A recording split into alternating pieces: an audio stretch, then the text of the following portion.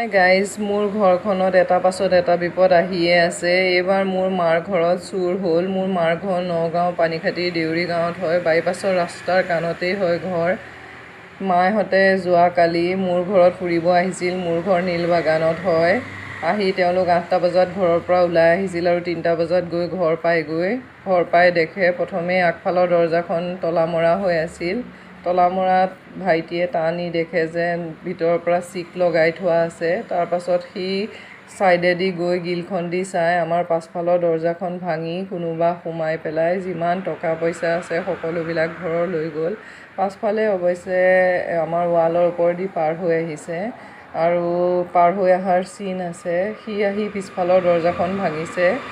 ভাঙি মানুহজন সোমাই গৈছে ভিতৰত আৰু আমাৰ CCTV কেমেৰাত দেখা গৈছে মানুহজনৰ মুখখন স্পষ্ট নহয়, কিন্তু এজন মানুহ যে আহিছে সেইটো ধৰিব পৰা যায়।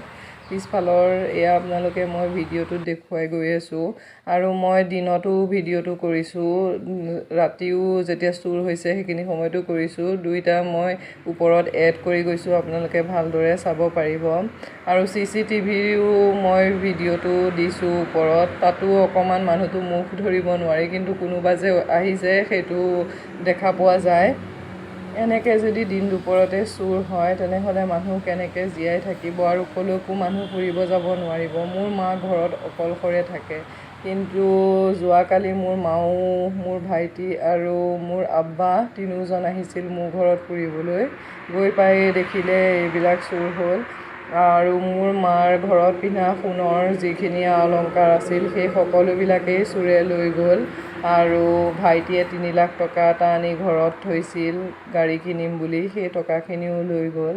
আমি ননৈ আৰক্ষী চকী আৰু সদৰ থানা দুইখনকে জনাইছোঁ। সকলোবিলাক আৰক্ষী আহি পেলাই তদন্ত কৰিছে।